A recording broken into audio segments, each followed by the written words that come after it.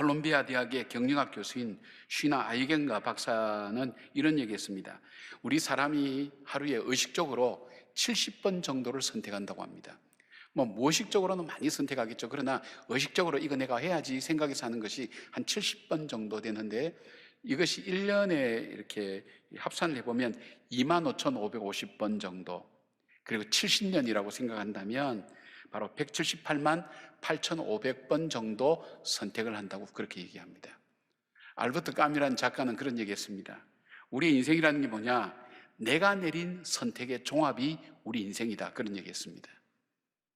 즉 우리가 내린 178만 8,500번의 선택이 우리 인생을 만든다는 겁니다. 매 순간 수만 가지 선택의 기로에서 우리가 복된 인생을 선택하는 것을, 이 존 오토버그 목사님은 이런 얘기했어요. 하나님의 기회 기민성, 이런 표현을 썼어요. 쉽게 말하면 매 순간이 하나님께서 주시는 그 기회를 어떻게 예민하고 민감하게 잘 활용하느냐에 달려있다, 그렇게 얘기를 했습니다. 이런 관점으로 우리가 성경을 바라보면 하나님께서 우리 인생에게 어떻게 하면 복을 받는 인생으로 살아갈 수 있을까 하는 말씀이 가득합니다. 구약에서 하나님께서 인간에게 주시는 복을 크게 두 가지로 구약은 설명하고 있습니다. 먼저 바라크라는 그런 단어가 있는데 구약에 415번 정도 사용되었습니다. 이것은 하나님께서 인간에게 주신 일반적인 복을 얘기합니다. 근데 또 하나의 복이라는 단어가 있는데 그것이 아슈아르라는 단어가 있는데 이것은 44번 정도 사용되었습니다. 주로 시가서에서 많이 나타나고 있는데 이것은 뭐냐면 하나님과의 인격적인 교제 안에서 하나님이 직접 베풀어 주시는, 하나님 말씀대로 사는 그 사람이 받는 복을 이야기를 합니다. 그래서 시편 1편을 보통 학자들이 시편 전체에 서론이면서 정말 복 있는 인생은 어떻게 살아야 되는가 하는 말씀으로 시편 말씀은 가득 채워져 있다고 그렇게 말씀하고 있습니다. 여기서 말하는, 성경에서 말하는 복 있는 사람이 어떤 사람인가, 우리가 말하는 행복하게 잘 사는 사람, 만족하게 사는 사람, 그런 의미가 아니고 오늘 성경에서 말하는 복 있는 사람이라는 것은 하나님이 인정하시는 길을 걷는 사람, 열매 맺는 인생을 사는 사람, 그리고 시련과 어려움이 올 때도 잘 견뎌내는 사람, 조금만 시련과 어려움 올 때도 쉽게 넘어지거나 무너지는 사람이 아니라 잘 견뎌내는 사람, 그리고 그 인생길이 형통한 길을 걷게 되는 사람이 복 있는 사람이라고 그렇게 성경은 말씀하고 있습니다. 자, 그러면 이 말씀 속에서 어떻게 해야 복 있는 사람으로 살아갈 수 있는가 하는 것을 오늘 말씀은 우리에게 전해주고 있습니다. 복 있는 사람은 첫 번째로 하나님과의 관계를 가장 소중한 일로 여기는 삶을 사는 사람을 말합니다. 1절 보니까 복 있는 사람은 악인들의 꾀에 따르지 아니하며 죄인들의 길에 서지 아니하며 오만한 자들의 자리에 앉지 아니하고라고 말씀하고 있습니다. 여기에 보면 3번이나 반복해서 아니하며 아니하며 아니하고라는 이 단어를 쓴 이유가 뭐냐면 매 순간 어떤 상황이 된다 할지라도 어떤 환경 속에서도 하나님과의 관계가 끊어지는 것을 두려워하고 하나님과의 관계에 우선순위를 두고 살아가는 삶이라는 것을 말씀하고 있습니다. 성경에서 악인이라고 말할 때 우리가 세상적으로 볼 때 저 사람은 비도덕적인 사람이고 비인류적인 사람이라는 이 의미보다는 하나님과의 관계가 끊어진 사람을 악한 사람이라고 그렇게 얘기합니다. 그가 생각하는 것이 하나님은 이 세상에 계시지 않는다고 생각하니까 어떤 생각을 할까요? 그 생각하는 것이 하나님을 의식하지도 않고 하나님에 의지할 필요도 없는 거예요. 하나님께 물어볼 것도 없는 거예요. 자기 생각을 따라서 세상의 환경 따라 여건 따라서 그렇게 삶을 살게 되죠. 그러니까 그의 행동은 점점 어떻게 되죠?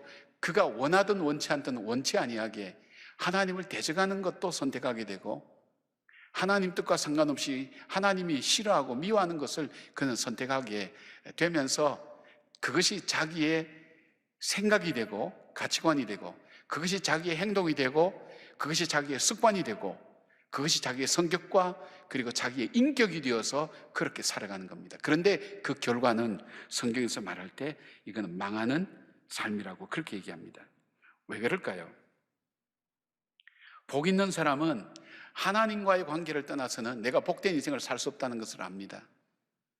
하나님과의 관계를 떠나서 복된 인생이 살 수 없다는 것은 복의 근원이 하나님이시고 나의 생사와 복을 주관하신 분이 하나님이시기 때문에 그 하나님과의 관계를 떠나서는 내가 결코 복된 인생을 살 수 없다고 생각하기 때문에 하나님과의 관계가 그의 삶에는 최우선순위가 되는 것입니다. 바울은 우리가 하나님과의 관계가 끊어질 때 내가 내 인생을 내가 선택하고 내가 결정하고 내가 마음대로 살아간다고 그렇게 생각하기 쉬운데 바울은 그렇게 얘기하지 않았습니다. 에베소서 2장 1절부터 3절에 이렇게 말씀합니다. 그는 허물과 죄로 죽었던 너희를 살리셨도다. 그때에 너희는 그 가운데서 행하여 이 세상 풍조를 따르고 공중의 권세 잡은 자를 따랐으니 곧 지금 불순종의 아들들 가운데 역사하는 영이라. 전에는 우리도 다 그 가운데서 우리 육체의 욕심을 따라 지내며 육체와 마음에 원하는 것을 하여 다른 이들과 같이 본질상 진노의 자녀이었더니. 하나님과의 관계가 끊어지면 하나님을 의식하지 않고 하나님을 생각하지도 않고 내 마음대로 살면 내가 보기에 옳은 대로, 내가 보기에 선한 대로, 내가 생각하기에 유익한 대로 결정하며 선택하며 사는 것 같지만 사실은 그게 아니라는 것입니다. 내가 선택하는 것이 아니라 나도 모르는 사이에 나는 누구에 의해서 결정되는가 하면 내 안에 있는 육신의 정욕이 내 삶을 선택하게 된다는 겁니다. 쉽게 말하면 내 인생의 운전자가, 내 마음의 운전자가 육신의 정욕이라는 것입니다. 그리고 또 뭐라고 되어 있습니까? 세상 풍조라고 얘기합니다. 이 세상에 흘러가는 흐름을 따라 선택하고 결정하고 간다는 것입니다. 그리고 또 하나 있다면 사단의 거짓말과 간교함이 내 인생을 좌지우지하고 나로 하여금 내 삶을 움직여 나간다는 것입니다.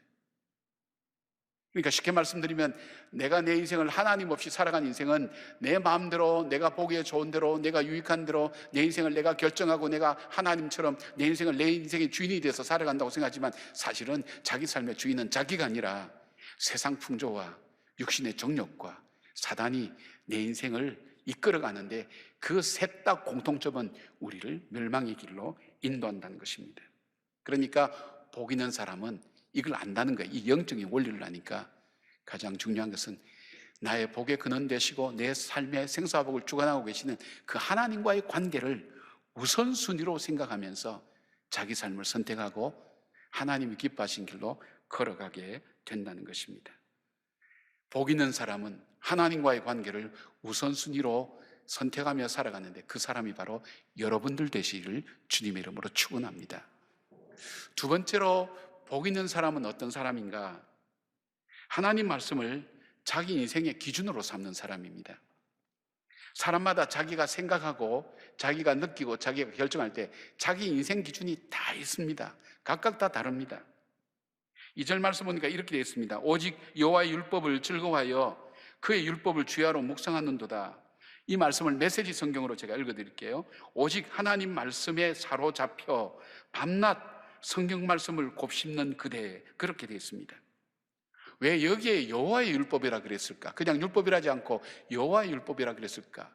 여호와의 율법은 어제나 오늘이나 내일이나 변함이 없는 말씀이기 때문입니다. 베드로전서 1장 24절부터 25절까지 그러므로 모든 육체는 풀과 같고 그 모든 영광은 풀의 꽃과 같으니 풀은 마르고 꽃은 떨어지되 오직 주의 말씀은 세세토록 있도다 하였으니 너에게 전할 복음이 곧 이 말씀이니라. 하나님 말씀은 변치 않는다는 거예요. 하나님은 변질되지 않는다는 거예요. 어제 옳았던 것이 오늘 틀리고 오늘 틀린 것이 내일 맞고 그러지 않다는 거예요. 하나님은 어제나 오늘이나 언제든지 동일하시다는 거예요. 동일한 진리의 말씀이라는 거예요. 그래서 여호와의 율법을 묵상하는 자라고 그렇게 말씀합니다. 여기 묵상한다는 것은 뭐냐면 하나님 말씀을 자기 인생의 기준으로 삼고 하나님 말씀을 따라 살기로 마음을 다하고 뜻을 다하고 정성을 다하는 적극적인 삶의 모습을 얘기합니다. 원래 주야로 묵상한다 그럴 때 동양적인 의미로 말하면 그냥 우리가 조용히 묵상하면서 하나님 말씀 묵상하면서 그냥 침묵하는 것을 얘기하는데 여기 원래 원어의 뜻은 그건 아닙니다.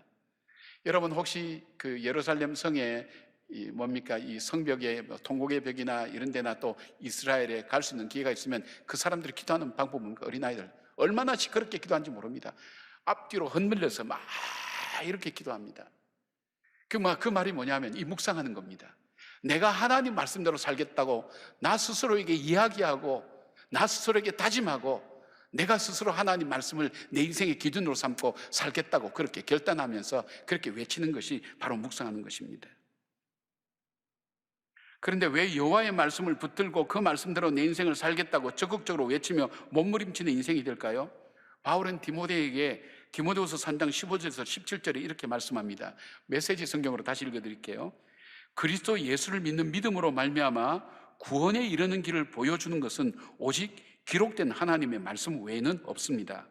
성경의 모든 부분에는 하나님의 숨결이 깃들어 있어 모든 면에서 유익합니다.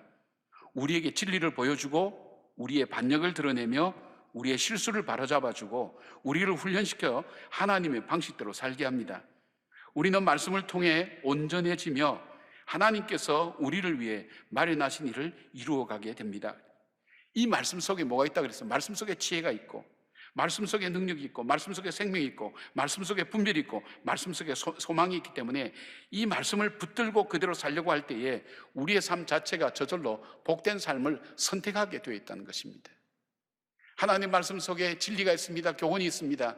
하나님 말씀 속에 우리가 어디가 틀렸는지를 가르쳐주는 하나님의 책망이 있습니다. 하나님 말씀 속에 우리가 어떻게 해야 바로 그 길을 갈 수 있는지 가르쳐주는 그 말씀이 하나님 말씀 속에 있습니다. 하나님 말씀 속에 우리가 붙잡아야 될 것과 놓아야 될 것과 품어야 될 것과 버려야 될 것과 사랑해야 될 것과 미워야 될 것을 하나님께서 그 말씀 속에 이 기준으로 우리에게 알려주셨기 때문에 우리 인생으로 하여금 바른 선택을 하고 복된 선택을 할 수 있도록 우리에게 지혜와 능력을 주는 것이 바로 이 하나님 말씀이기 때문에 이 말씀을 자기 인생의 기준으로 삼고 사는 사람은 지혜로운 선택이 되는 것이요, 능력의 선택이 되는 것이요, 분별력 있는 선택이 된다는 것입니다.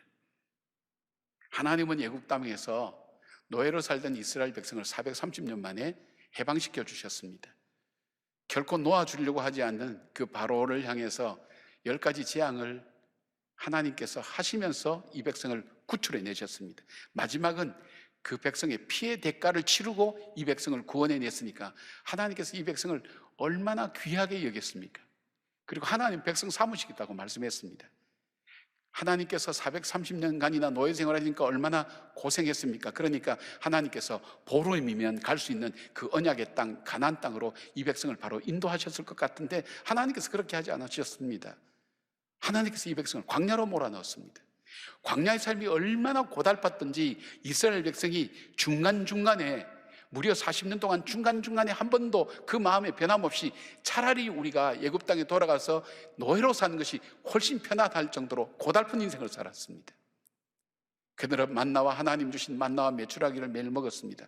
똑같은 음식의 반복일 수 있죠. 그리고 자기 마음대로 움직일 수 있지 않았습니다.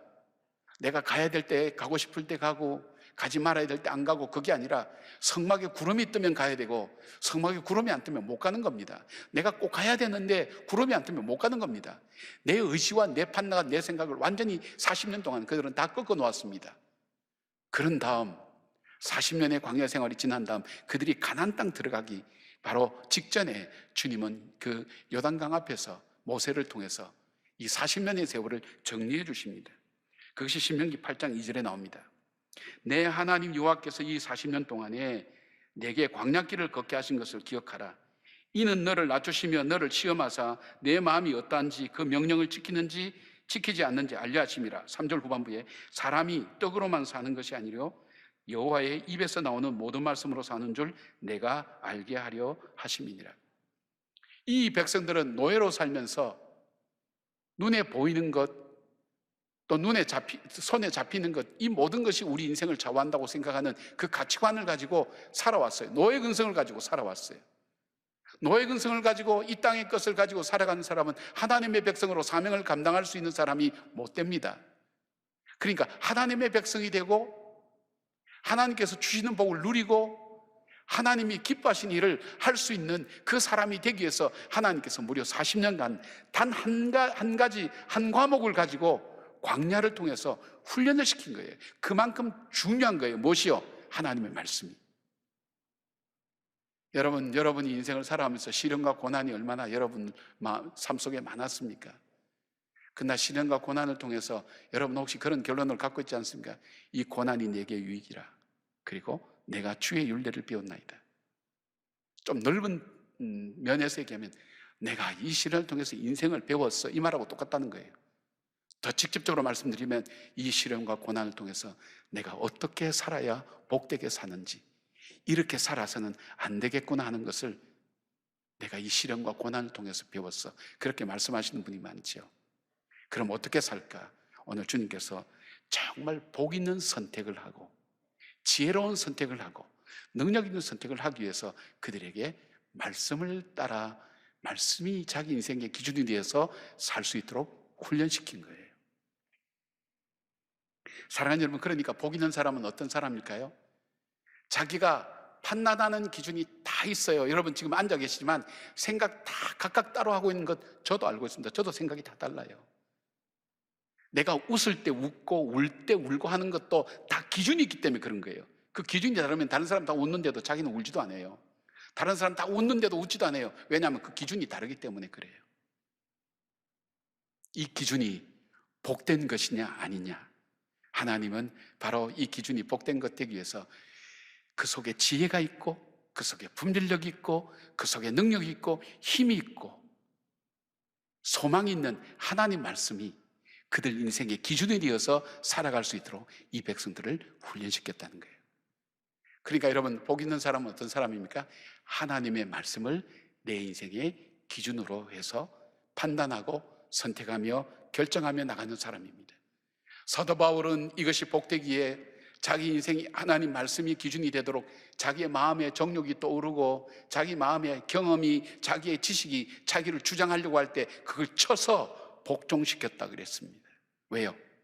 자기가 생각하기에는 옳은 것 같지만 틀린 것이라는 걸 알기 때문에, 멸망당하는 것을 알기 때문에, 자기는 자기의 열심과 열정이 예수 믿는 사람을 잡아 죽일 수밖에 없었던, 죄를 범할 수 없었던 자기 자신의 한계를 알기 때문입니다. 조그만 지식 가지고 다 하는 것처럼, 조그만 경험 가지고 다 하는 것처럼, 조그만 성공 가지고 모든 인생이 다 성공하는 것처럼, 그것이 아니라 더 겸손하게 하나님 말씀 속에 있는 지혜를 찾아가는 사람, 오늘을 살아가고 고난과 시련을 이길 능력을 얻을 수 있는 사람, 그리고 무엇을 해야 될지 하지 말아야 될지 분별력을 얻을 수 있는 그런 삶이 되기를 원한다면 바로 하나님 말씀을 내 인생의 기준으로 정하여 살아가는 사람, 그 사람이 하나님 앞에서 복 있게 사는 사람이라는 것을 말씀하고 있습니다. 그 사람이 여러분들 되시기를 축원합니다. 세 번째로 복 있는 사람은 어떤 사람입니까? 하나님께서 주시는 복을 사모하는 사람입니다. 오늘 이 시편에는 하나님께서 주시는 복이 어떤 복인가 하는 것을 말씀하고 있습니다. 이렇게 살아가는 사람, 그 사람은 하나님께서 주시는 복인데 그 복이 뭐냐면 먼저 시냇가에 심은 나무처럼 축복해 주신다는 겁니다. 시냇가에 심긴 나무는 주변 환경에 영향을 받지 않습니다.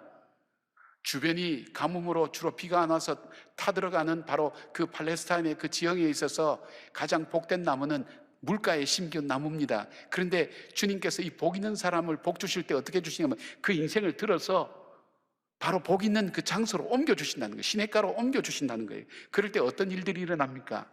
나무가 맺어야 될 당연한 그 사명을 한다는 거예요. 여러분, 잎이 날 때 잎이 나게 만드시고 꽃이 필 때 꽃이 피게 만드시고 열매가 날 때 열매가 나게 만드셔서 그 나무의 역할을 다 할 수 있도록 하나님께서 그렇게 축복하신다는 거예요. 이걸 보고 시절을 쫓아 과실을 맺는다는 거예요. 이 축복을 사모하시길 바랍니다. 기도하시길 바랍니다. 여기서 시냇가라고 얘기하는 이 시냇가는 이스라엘 같은 데는 비가 올 때 많이 오면 이 비로 인해서 만들어진 하천이 생깁니다. 이걸 와디라고 얘기합니다. 바로 이것을 얘기하는 것이 아닙니다. 여기서 말하는 시냇가는 어떤 인격적인 사람이 의도와 목적을 가지고 고랑을 파서 물을 흘려보내서 만드는 그런 시냇가를 말합니다. 더 다른 말씀으로 드리면 내 인생이 황무지와 같다고 그렇게 생각할 수 있습니다. 우리 인생에 태어날 때 다 똑같나요? 공평하지 않습니다, 여러분.